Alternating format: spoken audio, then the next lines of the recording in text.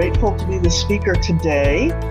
Some of you, if you saw my last talk, I have been in a book club with this book. It's called The Eye of the Heart, A Spiritual Journey into what's called the Imaginal Realm by a woman named Cynthia Bourgeault. So I spoke about some of what she was sharing in this book last time, and I'm going to share more today. I've actually finished the book. The book club is continuing to, not since we finished the book, we're just continuing to do practices, because a lot of what Cynthia provides in the book, and which I'm going to touch on today, are subjects of life, death, grief, forgiveness, optimism, faith. As some of you know, I definitely am an optimist. Granted, I'm not, pretending that there aren't some horrible things going on in the world. But there's a part of me that believes that the great intelligence that created not only this planet, of course, the whole universe, but primarily right now this planet, because this is where we are, this is what we're experiencing. Even though we're eternal spiritual beings and, live eternal spiritual life, our precious human life here, these physical bodies, experience pain and difficulties. So it matters. It matters what we do, what we think. And I personally believe that this planet is not going to hell in a handbasket, as some people would say. I am an optimist that all will be well in the end. But not everybody believes that, perhaps, I don't know. But I find that those kinds of thoughts and the feelings they generate are what's good for my system. So today I'm going to be sharing some more passages from the book.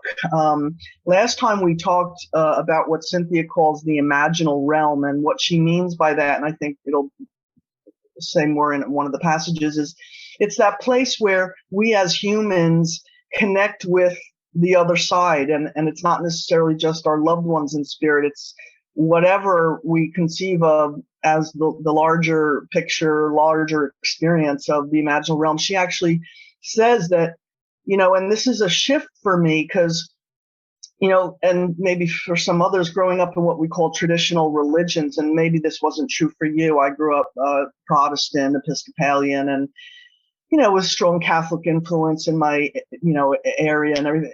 Anyway, I know that I had some concept of connecting with the divine as if, and I do believe in grace and mercy, but as if, we have to pray to spirit, which I'm not saying is a bad thing, but that, and then it's up to spirit whether we get those graces. But Cynthia talks about the imaginal realm being the actual, what we'll call territory of consciousness, where we actually exchange with that and those on the other side. And I think as spiritualists, we have perhaps a very more real experience of that relationship. And Cynthia talks a bit about this in her book, because she had a partner at one point, a man his name was Rafe, R-A-F-E. And it'll say here too, he believed, let me read this first passage. He believed in what was called the conscious circle of humanity. He believes that actually, I'm not reading the direct path, but something about there's bodies of spirits and energies that really help guide, the evolution and the journey of humanity. And he very much wanted to be a part of that. And so anyway, it says here, essentially the conscious circle is an intense zone of imaginal interchange in which advanced beings on both sides of the formless divide, for example, some still in their physical bodies, others no longer so, join hands across the realms for a mutual exchange of wisdom, tempering, blessing, protection, and occasional course correction. You might look at it as a kind of bodhisattva bandwidth, in which the best of our human altruism is met and matched from the other side by a sincere compassion for our human predicament and the skillful means to help. So, Rafe and Cynthia spoke while he was alive of cultivating, their spiritual connection, not only when they were both when he was in his bodies, but they really wanted to have the direct experience that even when he went to the other side, that they could continue their relationship, of course, mostly for the good of all. And so it's interesting sort of what happened. So again, I'm just going to be reading some passages from the book that's going to highlight or touch on life, death, grief, forgiveness, optimism, faith, and things like that. I love her words. And if you want to, as I read, feel free to just take it in or close your eyes and just listen and see how that affects you. So one thing that she says, what does it mean to let go of all that has carried one in one's life? What lies on the other side of such a vast and reckless self-donation? Metaphorically, this means a deeper dying, a dying to all you know and to all that has brought you to where you are now.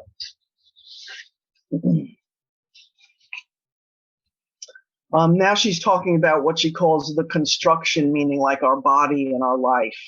The construction has served its function. It can be laid down, not because it has failed, but because it has succeeded brilliantly. Our lives are large enough to contain our collective hearts and to point our species toward a greater sense of accountability, nobility, and vastness. If we are to be here on this planet at all, we might as well be here wisely, kindly, joyfully, and creatively, making of this fragile earth our island home, a place of healing and wonder, not boredom and mean-spiritedness. And then she was talking about, some experience of grief. And she says, I found my way back to the rock where we'd laughed so hard together, and then with clenched jaw raised my tearful question to the cosmos. Why was this taken away? Her beloved and her beloved relationship. Why, she says to the cosmos, why was this taken away? Wrong question, comes back the answer, gentle and clear, in a voice unmistakably Rafe's. The real question is, why was it given? That's a really wonderful turn to, and I'm not saying we shouldn't have our grief, celebrate our grief. Grief is a powerful experience to definitely not be denied. But the question of, why was this given? Why was the relationship given? Of course, it's a pain point, it's grief for something to be taken away, but I love that turn. So then she goes on to say, this response recalled me to the full wingspan of the joy and passion I carried within myself, my own fierce will to the wild-heartedness of life, to the immensity of love, to uncharted seas, to the courage to stand up in my own body, to find the guts and earthiness to speak my own truth, trust my own authority, and do whatever might be required as the world enters these new and difficult times. To this elusive spirit being, I will be forever grateful. In that season, I was happier than I had ever been and more beautiful than I will ever be. She goes on to say, contemplating her own existence and the eventual demise, she writes, suddenly I realized in a moment of complete amazement that it would all be okay. I could simply dissolve like a virtual particle and all would remain serenely undisturbed within the cosmos. Consciousness would do just fine without me tending it. This tiny nanosecond of an independent viewing platform with all its drama and insistence and earnestness could simply vanish into the whole, and the whole would still be completely whole. So that's it. What joy, I said. No me, no constructions, no illusions, no pot of gold at the end of the rainbow, no rainbow even. Just an infinite intimacy, the brilliant blue sky and an old barn standing like a weather-beaten sentry in the breeze. Nothing more, nothing less, nothing else. And again, I'm sharing this because I like her writing. I have enjoyed it. And I'm not certainly saying that her points of view are what everybody should believe. And, I think that, as spiritual beings, as infinite, eternal spiritual beings, there's a part of us that we don't need to hold on to our identities, certainly our ego-driven identities. But I'm also not saying that we shouldn't celebrate the truth of who we are, what's called our particularity, our uniqueness, our, experiences here and now. I mean, this is why we're here. Let's enjoy it. Let's have it. fully. And I'm not saying it always feels good. But she says, and at that last gateway, all that's left is the gesture itself. Even of joy, there is none left to bind. But maybe that gesture is really what it's been about all along, learned over lifetimes, in all worlds, at all densities. Each stage is recognized. Each world is honored. Nothing is forced or coerced. Nothing wrested from one's hands. It's simply given back when ready, like ripe fruit falling from a tree. Standing where I am now, I can already feel the sweetness creeping back in. I feel the goodness of it way more than the loss. The answer was already there, embedded in Rafe's gentle counter-question. Why was it given? It was given. What more really needs to be said? And again, I really love celebrating, because many of us have had various relationships that ended, or people left either through death or other life experiences. And while it's important to have our grief, as we've said, I think it's wonderful to really celebrate the value, even in the difficult relationships, to, like we do here, to give gratitude for what worked. Because obviously, if we were in a relationship with people for any period of time, something brought us together. Something worked. Something was being given. Something was valued. And if we can, have our grief, clear our pain, and bring our experiences back around to the value and what was given, that's wonderful. All is given out of love. The cosmos is not treacherous or a trickster, not punitive, but giving and forgiving. It does not set up tests and traps. It does not delight in our failure, but gently encourages us onward to risk and offer everything at even greater depths. Be patient with all that is unresolved in your heart and try to love the questions themselves. I know that I have been given the beginning of an answer to a lifelong question. I know that love still holds, and that somewhere there is a world in which all of this will find its place. Like a steady peeling away of the onion skin, layer upon layer of constructal givens, bound joys, and even finally consciousness itself, the primordial relational ground, each pointing toward that same inscrutable inner unity that some call the absolute and others call the void. Whatever you call it, it is the safest place in all creation, where gratitude, freedom, and pure love reigns supreme. When was I ever made less by dying, asks Rumi. I do not need to know into which body, into which subtle form. It is enough to know that I will die into love. Okay. In the afterword, so that was from the last chapter, and then there's an afterword by a man named A.H. Almas. I believe, if I'm correct, if you've ever heard of the Diamond Heart work, I think he was the one who created that. And he says, according to the Sufis, the imaginal world is the in-between world of experience connecting the physical world with the spiritual planes above it. It is where visionary experiences and encounters occur. The Sufi biographies mostly describe spiritual illuminations and encounters with previous saints or prophets that are experienced through the inner subtle senses of seeing, hearing, and so on. The author is careful, he's talking about Cynthia Bourgeois, the author of Cynthia, is careful to differentiate the imaginal world from that of human imagination and fantasy. Bourgeois goes further than most in her view of the imaginal world. For her, it becomes the sphere of spiritual experiencing on any level of subtlety, for it is the nexus to the higher planes of spirit. Does infinite consciousness or awareness simply manifest the world as its appearance? Some call the world a convenient fiction. So again, this is sometimes as we contemplate, why are we here? Why was this created? Some people say the world was created, of course, out of the consciousness of infinite spirit, as a way for spirit to experience itself, which on some level I believe. But this is an interesting phrase, a convenient fiction. But I don't want to minimize the value of it at all. Pure infinite consciousness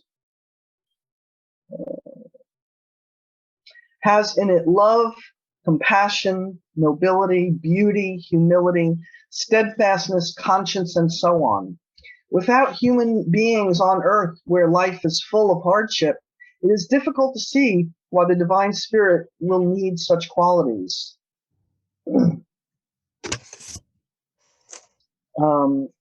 Inwardly, our identity is the vastness of spirit.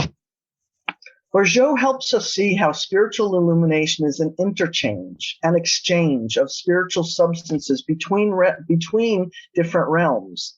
That substance is physical on earth in ordinary experience, but the divine, sorry, I'm gonna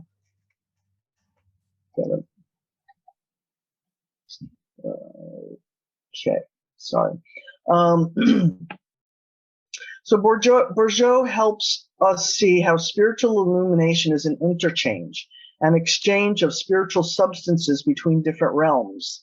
That substance is physical on earth in ordinary experience, but the divine spirit pours out substances of different kinds.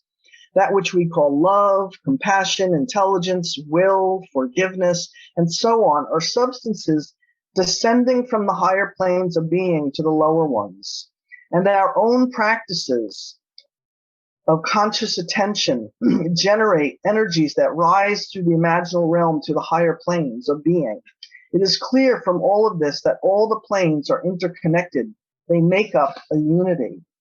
So again, as she was saying, or we were sharing in the last talk, and I had shared that when I read this book and started, because I used to think again that kind of like my relationship with spirit was mostly one way, like I was lucky if spirit, gave me graces.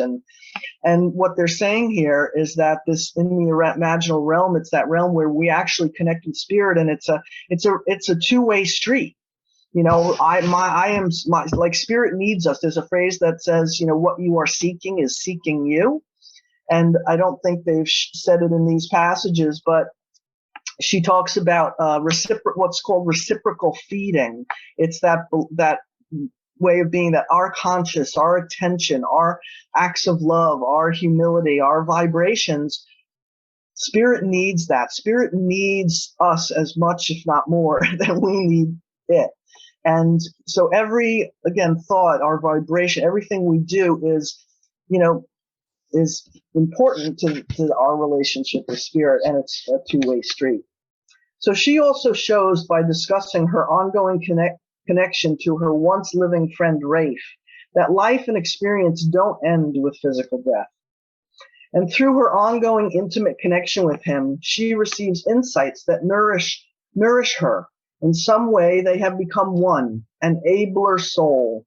And through such unity of inner body, they learn and grow together, birthing a spiritual teaching that illuminates.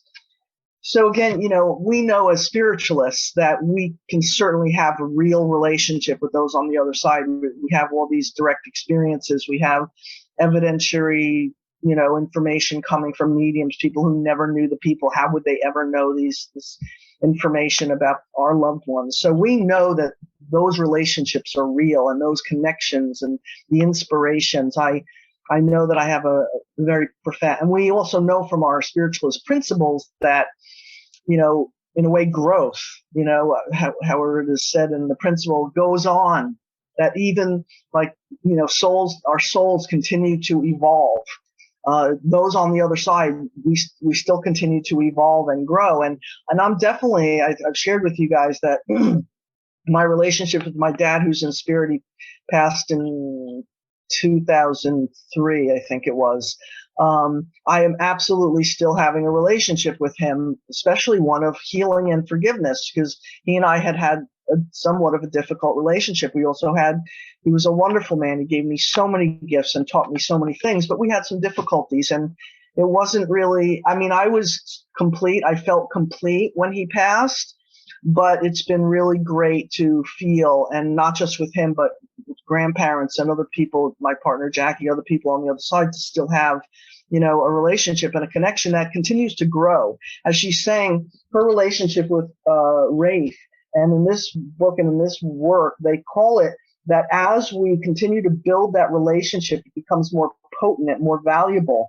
And they call that we are literally, it's like a conjoining, like a commingling. They call that what's called an abler soul. So like my soul becomes more able, his dad's soul becomes more able, and together our mutual soul, if there's such a thing, becomes more able. And as we all do this with our own loved ones, with each other, whether we're alive or dead, that we're actually creating the unity. We're bringing our hearts and our consciousness and our souls and our vibrations together more and more towards unity, which I really believe that that's where we're headed. It's going to take a long time for humanity eventually to really reach unity, but I really believe that we will. I mean, even if we're not conscious of it, because I believe what comes from unity must return to unity. What comes from love must return to love. What comes from faith must return to faith. So I'm a big optimist when it comes to this stuff. So she said, and through her ongoing intimate connection with him, she receives insight that nourish her. In some way, they have become one, an abler soul, and through such unity of inner body, they learn and grow together, birthing a spiritual teaching that illuminates. She is on the side of earthly living, and he is on the other side of death. Besides the interesting truth that two human beings can be fused as one soul, she clearly states the view that life continues after death, that depending on our spiritual development on earth, we have different degrees of capacity to live after death. Life continues on the other side, and spiritual progress is even smoother and much more fluid. Good to know. Bourgeot also highlights the importance of developing an inner spiritual body. This is not simply the vastness of consciousness, but an individual body with a true sense of individuality. Not disconnected from the vastness, but expressing it. It has a true I, a unique identity, and can develop to further stages of inner body. This is a significant gift to the spiritual seeker. The seeker will not simply dissolve upon enlightenment or death, but with deep spiritual burning can develop a true spiritual inner body. I think as spiritualists, we have a little bit of a head start on some of this because, in a sense, this is what we believe. We know that we live on the other side. We know we can communicate. And that we also that we do maintain somewhat of a unique identity because mediums tell us, mediums bring in that information, even from people that they don't know, which I think is really fascinating. So this last passage here, goes on to say, we are both human and divine, matter and spirit, with each being true and the two inseparable. In these times, we desperately need to know this, for humanity is facing many challenges. There is much fear and hopelessness. There are dangers that require the recognition that our physical humanity, even though real and vulnerable, is not separate from an indestructible spiritual essence. The more we intimately know both of our sides, the more effectively and appropriately we can navigate life, death, and after death. And we can also be liberated from much of the suffering by metabolizing it, so that our experience transforms into unity with our inner subtle body of the indestructible spirit. So again, we know that we need to do our work. We know that we need to do our work here on this plane. But not only do we have each other to help with that, but we have those on the other side. And that every time we think a good thought, we send out blessings, we forgive somebody, we forgive ourselves, we believe in grace, we take the path of least resistance, we be patient, we be kind, any and all of these qualities that help not only the health of our system, our hearts and our minds and our relationships, but it certainly helps others. And we can just all together, individually and in all of our relationships, even the challenging ones, to the best of our ability. Keep developing what's called this abler soul, not only with our earth plane relationships, but our connections with the other side and spirit itself. So I hope that something I shared today was nourishing to you or inspiring or helpful. Again, I'm not saying all of this is the truth or you should absolutely believe it. It's wonderful, as we know, to bring in authors and read books and share with each other, different points of view and other people's experiences, because it enriches the fabric and what I call the quilt of our life. So again, I hope something I shared was valuable today, and feel free again if you are interested in any of her books. She's got a bunch of them. Actually, I think I have another book. I don't remember the title. I'm taking with me on vacation, because she wrote a book about her relationship with. She had two guys or whatever that. Anyway, I don't know whether there's Rafe or another one, but it's basically about their relationship, I think, in spirit. So I went ahead and got that book, and I'm going to be reading it on vacation. So I'm looking forward to that. So again, hope this was valuable to you, and blessings. Mwah.